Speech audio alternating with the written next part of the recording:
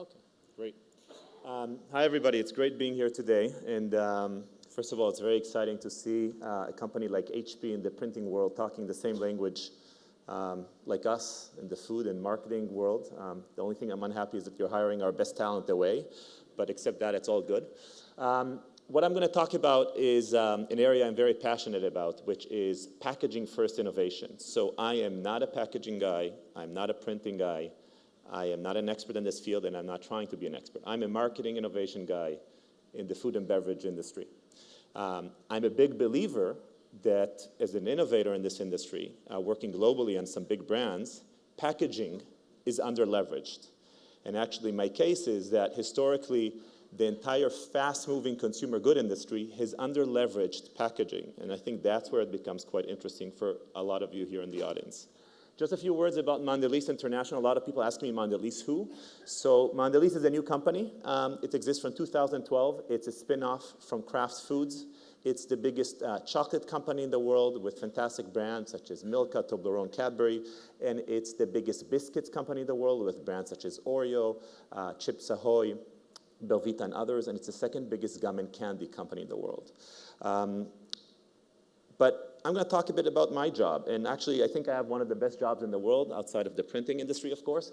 I mainly get paid to eat a lot of chocolate and biscuits, travel around the world, talk with consumers, and try to launch some new things.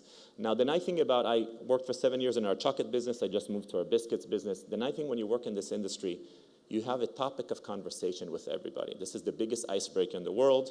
Everywhere you go, your neighbor tells you which chocolate he likes or dislikes. Actually, there's a lot of market research that proves that the chocolate you eat as a child, the chocolate you grew up with, that taste is a taste that stays with you for the rest of your life. So if anybody here is English, Australian, South African, you guys are all crazy about Cadbury. Everybody outside of your countries cannot stand Cadbury. If anybody's German, they love Milka. If you're Israeli, you think that chocolate para is a good chocolate, although it's terrible. So everybody thinks their chocolate is the best.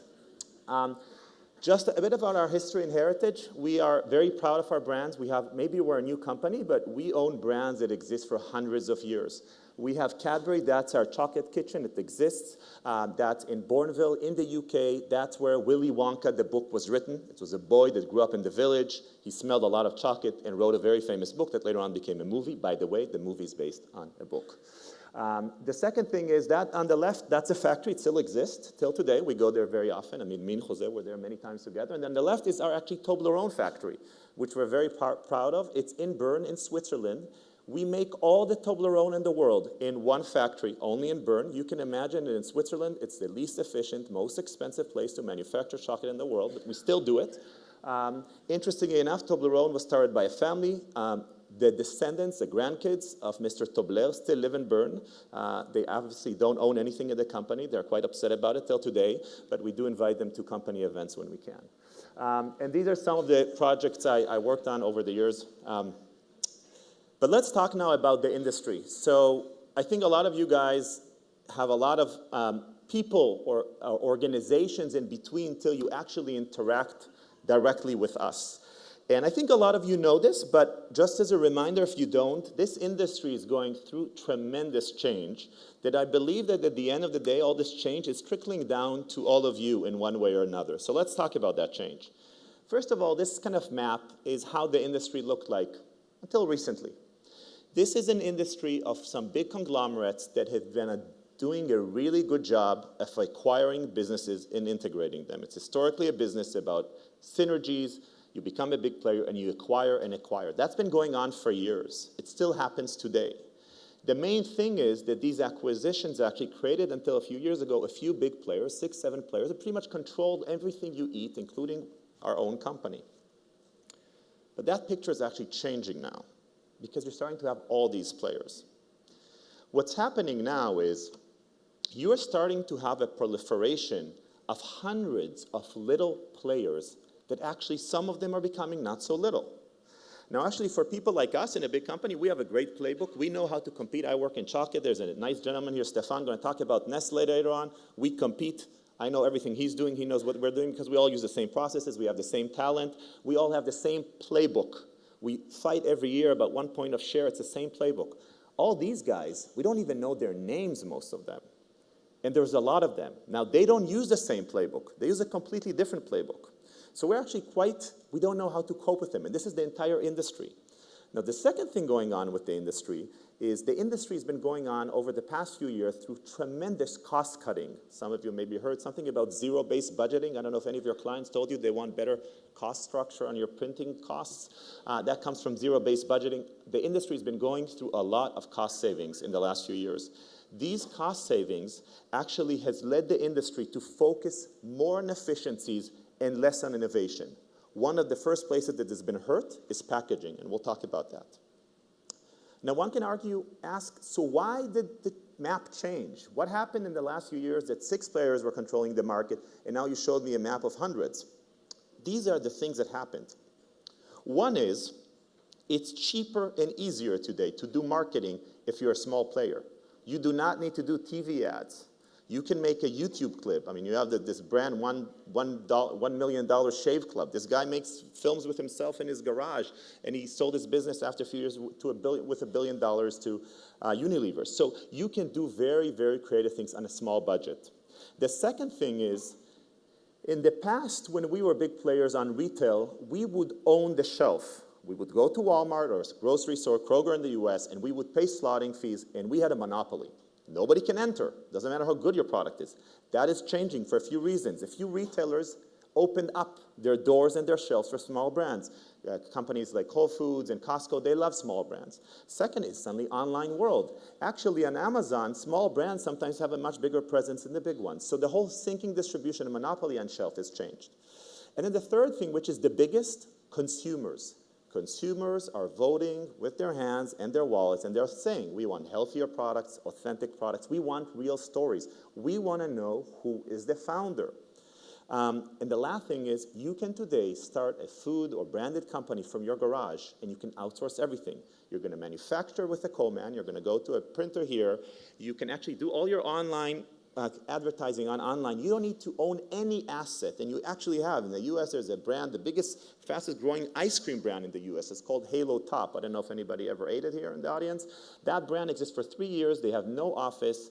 It's the fastest growing ice cream brand in the US. Just surpassed in 3 years Ben & Jerry's and Haagen-Dazs. They don't own an office, not one office, okay?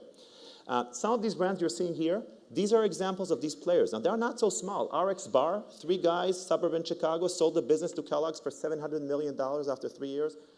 Chobani is probably worth more than $1 billion. It's the biggest yogurt brand. It's a Turkish immigrant that moved to the US 10 years ago. Kind Bars is probably also $1 billion business. So these are fast-growing businesses that are leveraging these changes. Now, how is this all coming into packaging? Packaging has actually been suffering from all this cost-cutting of the big players. This diagram, there's an American cartoonist that is an ex-marketeer, and he actually does, in a fantastic, very funny way, really tells what's happening. And I love this chart because I've been in tens of these meetings that basically 2 people are holding a box, and one says, after years of margin improvement, there's nothing left but an empty box. I don't think there's any more we can cost cut. Of course we can. We can phase out the box, okay? I've been in these discussions, okay, that you salami affect the things and you don't leave anything. And that's where packaging has actually been one of the first places that's been harmed by the large manufacturers in the last few years, while the small ones actually understand that packaging is the only thing they have. That's their biggest marketing vehicle. The second thing is one of my big beliefs. Jose showed earlier an ad about Lacta that a lot of you guys are very emotional. Lacta is one of our brands. We don't talk about it. It's a Greek brand. Now, Lacta is by far the brand that does the best advertising and marketing in our company, by far. And I'll tell you why. And don't say I said this because I'll be fired after this, is because nobody interferes in what happens with Lacta. So Lacta is managed by a bunch of Greeks in Greece. Nobody cares about Lacta in the company because it's Greek-owned. It's only in Greece. And they let them do whatever they want. And they do a fantastic job. On all our global brands, Milka, Toblerone, Cadbury, we have this phenomena, which happens both in packaging design and in creative. We always, and this is true for all the big companies. I spoke with somebody here in one of the cocktails 2 days ago that was from an advertising, packaging, and design. Democracy doesn't work in creative processes. Dictatorship works. And what do I mean by this? You go with a packaging design or TV ad you're creating, and I work in a global team, and I need to get buy-in from the president of Europe and the president of the US, which, by the way, they don't like each other, okay? So I go to the one in Europe, I show them the pack. The pack has some red. He tells me, Gil, I don't like red. Sorry. I go to the president of Europe and he tells me, sorry, I don't like green. So I end up doing a pack that is gray, okay? Both of them are happy. This happens daily. You water down your idea to make everybody happy. That's a democracy in a creative process. Never works. Dictatorship works in this process. So why can't we afford, so I've been talking about packaging has been suffering. Why can't this go on in the industry? And why does a marketing guy like me even care about packaging and speak about it and come here today is because I actually believe that packaging cannot be anymore the black horse of marketing for these few reasons. One is this. This is the shelf. 40,000 SKUs are an average in one American grocery store. Some store would be more, some less. 40,000. We need to stand out on there. The only way to stand out is packaging. That's the only way. Now, the picture I'm not showing here is even a scarier picture for us, which is people are not even buying here slowly. They're buying online. And if you look at the data online, which I'm not going to show you, but we have data showing us that in most categories today, the smaller brands are getting more placement. We are a semi-monopoly here, the big guys, as I said before. Online, it's a democracy. And some of the small players are actually placed, if you look at the toothpaste aisle online, you would see a brand called Tom's of Maine, which is a more natural organic brand. It would be placed much more online on Amazon than Crest or Colgate. And there are some big trends. These are trends we're looking at internally. These are the systematic trends that are going to change the industry, the entire fast-moving consumer industry, not just food in the coming years. And packaging is going to play a big role in them. For a few, one is about well-being. So we talk about well-being products being healthier. Packaging plays a big role. What happens with the pack? Is it sustainable? Is it recyclable? Is it good for the environment? Consumers are asking these things. They really are, and they're expecting you as a manufacturer to have a solution. The second one is the digital revolution. We spoke about that enough. The third one, which is one of my favorite, is time compression. Consumers want products to solve problems. We're in the business of solving problems. Now, one of the biggest problems consumers have across categories is time. Nobody here has time, I can imagine. So when we, even in the food industry, when we're developing a new product, we need to think, how do we save time to consumers? How do we make it easier for them to eat their oatmeal breakfast or drink a coffee or whatever that is that in the past they need to prepare on the go? Packaging plays a huge role there. Jose spoke briefly about the laws of growth, which we and a lot of the big players believe in. And the laws of growth are actually, this is not kind of marketing Nike's talk. I know it sounds that way, but it's actually science-based by a lot of academic researchers. And they're showing that brands, physical brands, have three ways to grow their business. Increasing penetration, not loyalty. I'm not going to go into detail about this today, but getting to more households. The second is being mentally and physically available. Mentally is being in people's mind, and physically meaning be available. You can find me in stores or online. Packaging plays a huge role here. And the third one is being distinct always. And Jose spoke about this before, but one of the big shifts in, when I was trained in marketing, we were always told about, let's be different, differentiation. Everybody talked about differentiation. It's not always good to be different for the sake of being different. You need to be distinct. And the same Jose talked about earlier about the Coke bottle. I would assume that probably 80 to 90% of the people in the audience would know that this orange box or golden box is Toblerone. Actually, when you show this in the world to consumers, even a white box in a triangle, just white, something like 85% of consumers globally will tell you that this is Toblerone. I'll tell you a secret, nobody even eats Toblerone.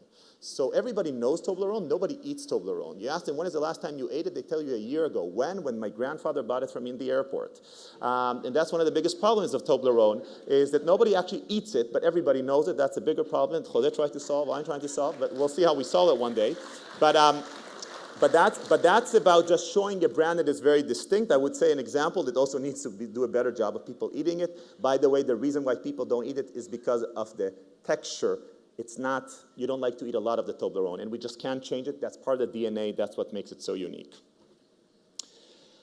The next thing is actually about packaging. And I talked earlier about the fact that packaging, we and the industry has been viewing it as a cost. And one of the things we've been learning, and actually HP, I have to give credit here to the HP team, has been teaching us, and I like very much this philosophy, is that actually if you play it smart, and if you guys can teach your clients like us, and I try to do it in our organization, explain to people that packaging is not a cost. Actually, packaging can become a profit center. I have a case, I believe that packaging, you can make money out of packaging. You just need to look at your P&L in a different way and say, you know what, yes, it costs money, but I need to spend so much money on advertising, on buying media. If I do a smart job on my packaging, with HP, whatever the campaign we decide we do, it doesn't need to be only digital printing, by the way, packaging can earn me media. It can save me money that I spend millions of dollars in my P&L on advertising. And that's one of the big shifts that I think the industry is starting to understand. I think part of your role, all of you here in the audience, is to teach customers like us to understand that better. And I think you're going to have, quite more success with that. And a few examples of things we've been doing in that space. One is Trident. It's one of our brands, and they've done a very nice campaign. It's still running now in Mexico, so this is live. It's about what is your vision for the future of Mexico. And consumers submit pictures. These are photos they have taken of Mexico, and the chosen ones are printed on pack. This is in partnership with HP, and then actually the name of the user that actually submitted a photo is also printed on pack. Consumers are dying to find their own photo. Everybody's going to the store to look for the packs. It's doing everybody good. The next one is Oreo. And the point I want to make about Oreo is an interesting one. And I think a lot of you heard the case about Oreo. And now in my new role in biscuits, I work a lot with Oreo. For me, Oreo two brands that I can think of, and you guys know much better than me, Oreo and Coke have done something very interesting. They have proven, and I don't think this was actually a strategy, but it happened over time, that digital printing / packaging can become your innovation. You need to understand, we think about innovation in the way of product, of the edible. What is the new chocolate? What is the new Oreo flavor you make? I would argue that what we've done with Oreo and what Coke has done, and I don't work for Coke, but hopefully other clients that you're going to have in the future can make the case we can make an amazing innovation pipeline that would generate the same revenue or more without even changing the product. It's all about the packaging, and consumers get engaged with this. And I think a lot of you have seen this before. 2015, the first time we did anything in this space within the US with Oreo color-filled, and Christmas was very successful. 2016, we took it to China. We have a huge business in Oreo there. 2017, we went and did something together with Alibaba on Singles Day, which was a huge success, all online. And the latest running now is basically this one.